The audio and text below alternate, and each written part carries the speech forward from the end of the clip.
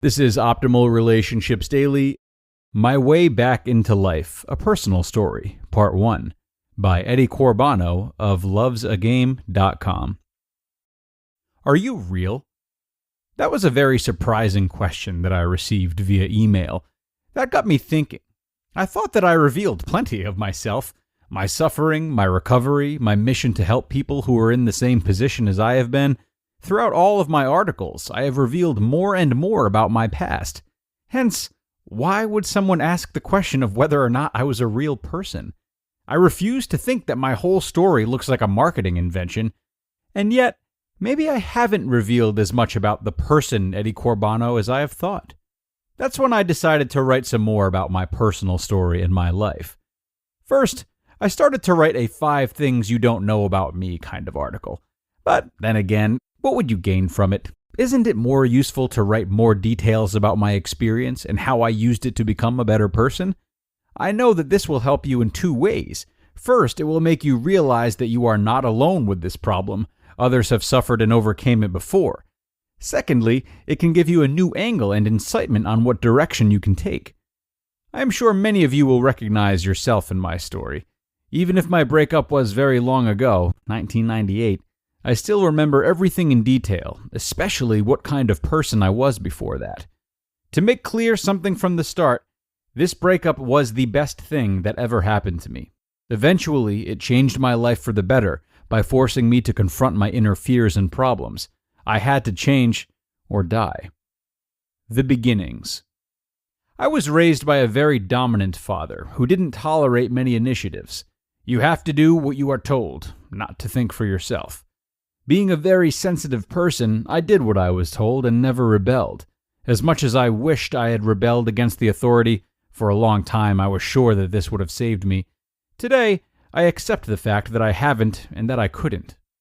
If you are not encouraged to be independent and to march to a different drummer as a child, and if you are additionally a very sensible person by nature, this could lead to 2 problems. Number 1, a lack of self-esteem. Number 2, dependency. The combination of these 2 will most certainly cause an exaggerated, if not pathologic, suffering when a loss occurs in your life. That was definitely the case with my very first real relationship breakup when I was 18 years old. In the following years, I've made mistakes which are very common among breakup survivors with the flaws mentioned previously. I jumped from one relationship into another, breakup, rebound relationship, breakup, rebound relationship, etc. The dilemma here is not far to seek. By not facing your problems but avoiding and stalling them, they will come back to you eventually with even more force. I was afraid of being alone, and by avoiding and not working on this issue, I further developed something else very dangerous: the fear of loss. Fear of loss makes you vulnerable to many bad things, like infidelity and clinging. Furthermore, you don't see things as they really are. You live in a bitter cloud of hope and assumptions. You especially tend to overlook things you don't like about your partner or tolerate circumstances even if your needs are not being met. All of this out of fear of losing them. This fear does not permit you to be who you really are, but degrades you to acting like a fearful and over-controlling person. The truth is, fear of loss often drives the partner away.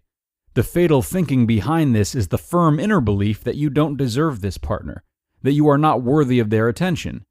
This gives all your power away, and you are entirely dependent on your partner. They sense that, and it is most often too much for them. The premise of a stable relationship is that both parties are stable people for themselves. The personal nightmare. It happened in 1998. When my ex broke up with me, we were about to get married. It was like the whole world as I knew it collapsed. I couldn't function properly for weeks. It was as though someone had stolen something crucial for survival from me, something I needed to exist. I couldn't stand the pain or the thought that she wasn't by my side anymore. I made her the center of my life, and now that she was gone, what was there left? I had no perspective, no joy in life. All the things I once liked to do stopped being attractive. I had no interest in the other sex whatsoever. In fact, I had no interest in doing anything besides lying around or sleeping. and sleeping lost its benefits due to extremely painful dreams that renewed the initial pain each time I went to sleep. Luckily for me, I intuitively felt the necessity for no contact, a rule which I broke only once after 1 month. Breaking this no contact rule was terrible and extremely painful. To talk to that stranger who was my great love once upon a time. The pain was much worse after this, and I needed several weeks to reach the level I was at before the no contact break. This existence, if you could call it such, lasted for 6 months. To be continued. You just listened to part 1 of the post titled My Way Back into Life, a Personal Story, by Eddie Corbano of lovesagame.com. And like any good author, Eddie has left us on quite a cliffhanger today, hasn't he?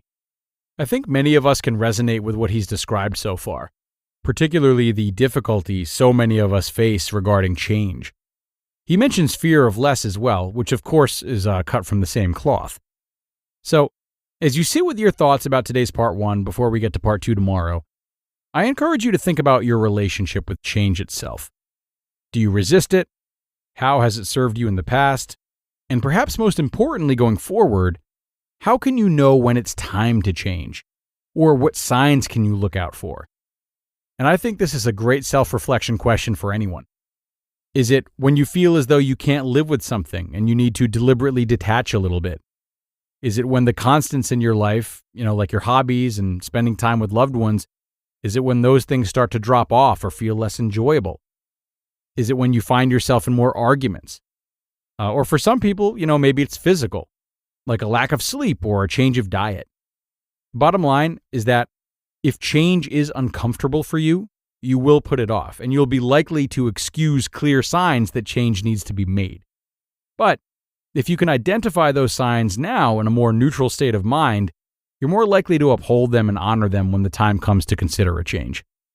So, reflect on that, everybody. I wish you the best of luck, and I hope to see you tomorrow for the continuation of this post from Eddie. That's where your optimal life awaits.